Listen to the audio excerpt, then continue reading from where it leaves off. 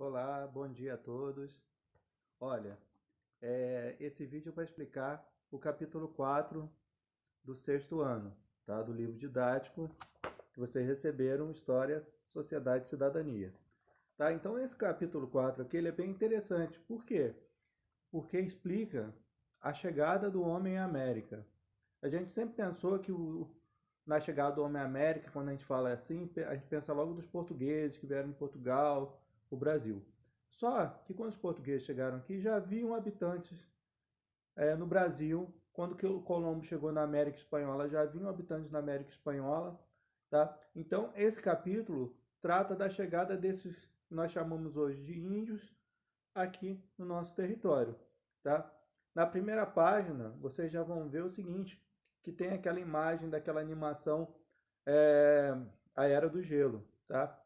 Por quê? A Era do Gelo, o desenho A Era do Gelo, foi baseado numa teoria de como o homem chegou à América. Qual era essa teoria da Era do Gelo? O nome da teoria é Era do Gelo mesmo.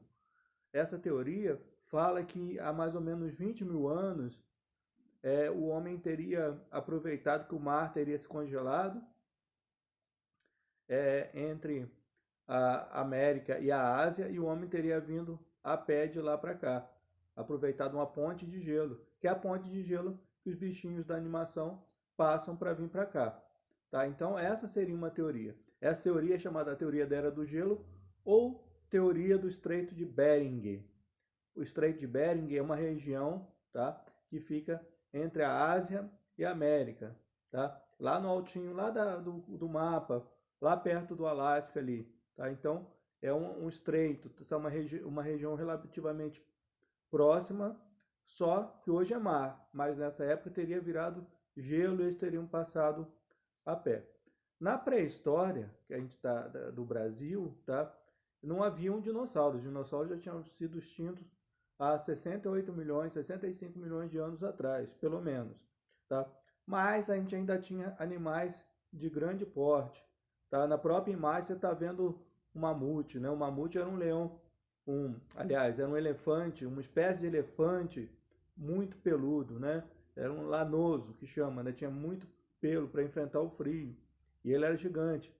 Na primeira imagem, né, o que tem uma preguiça gigante, a preguiça gigante chegava a ter mais de 3 metros de altura, então era bem grande também. Se vocês puderem observar, na página 54, tem um mapa, e esse mapa tem uma porção de setas. E essas setas aí, tá, elas mostram como o homem teria chegado à América, tá? Então, até hoje não se sabe ao certo como isso aconteceu. Existem teorias. O que é teoria? Teoria é quando você tem vários indícios, várias provas que aconteceram daquela forma, mas ainda não tem a certeza final. Então você acha que aconteceu daquela forma, você tem provas, mas ainda falta alguma coisa para confirmar. Então tem várias hipóteses ou teorias de chegada do homem até a América. Uma das teorias é o que eu falei para vocês, é da Era do Gelo. Essa é uma delas. Tem também a teoria malaio-polinésia. Tá? Essa teoria, os homens teriam saído lá da Oceania, tá? Lá daquela região da Malásia, da Polinésia, eles teriam vindo para a América em pequenas embarcações. Tá? Então, pegaram aquelas canoas, tá? Entraram nas canoas e vieram navegando. Ah, mas vieram direto? Não, vieram parando de ilhas em ilhas. Essa viagem demorou muito tempo. Muitas vezes a pessoa saía novinha de lá e chegava na América já de uma certa idade, porque as viagens demoravam muito tempo. Então eles vinham parando, descansando nas ilhas, até chegarem até aqui. Tá? Essa é a teoria. Então, ó, a teoria da Era do Gelo, que vieram andando pelo gelo. Teoria malaio-polinésia, que vieram de barco. Tem também a teoria australiana, tá? Que eu acho que não está no livro, mas eu vou falar mesmo assim. A teoria australiana é igual à teoria malaio-polinésia, que também teriam vindo de barco. Só que em vez de sair da Malásia e da Polinésia, teriam saído da Austrália, mas é basicamente a mesma teoria. Tá? E ainda tem uma outra teoria que diz que o homem veio a pé e veio de barco também. Por isso teriam várias populações diferentes aqui no continente americano. Então, é uma outra teoria. Na página 55 tem um crânio. Esse crânio, ao lado desse crânio, tem a figura de uma mulher. Essa mulher, tá?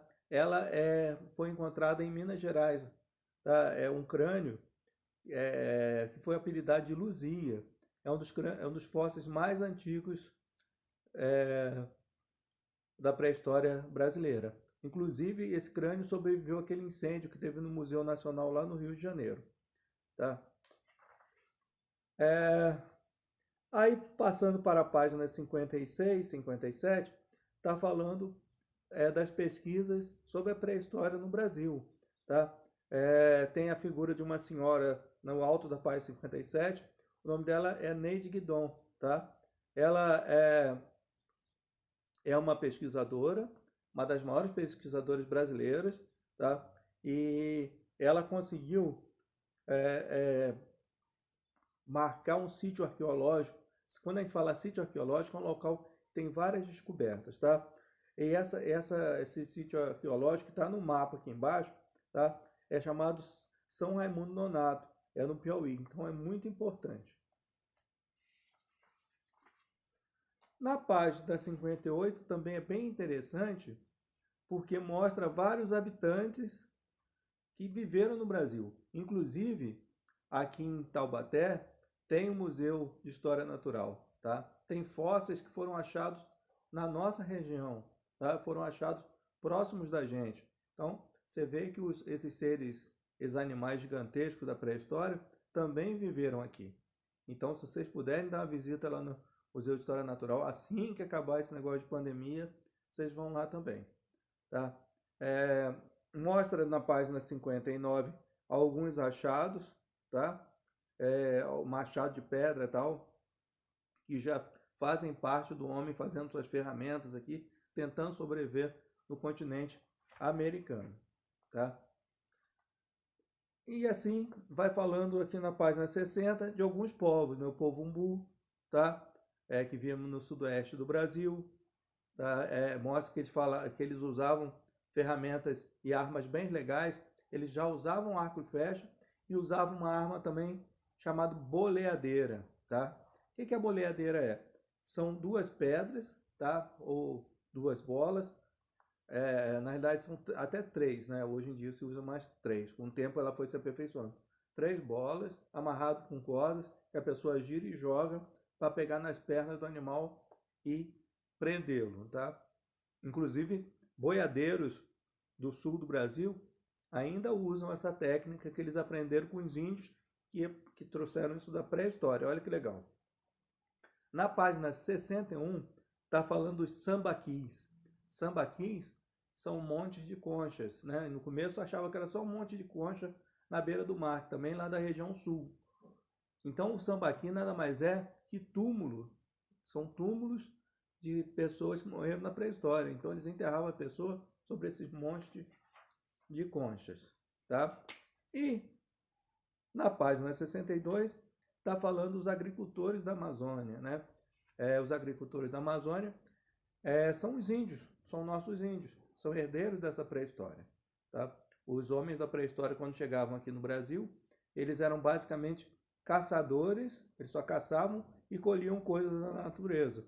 E com o passar do tempo, além de caçar e colher coisas da natureza, eles passam a fazer a agricultura.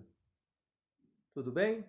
Então, no próximo vídeo a gente vai ver umas atividades bem legais para a gente fazer para aprender um pouquinho mais sobre a pré-história no Brasil. Tchau, tchau.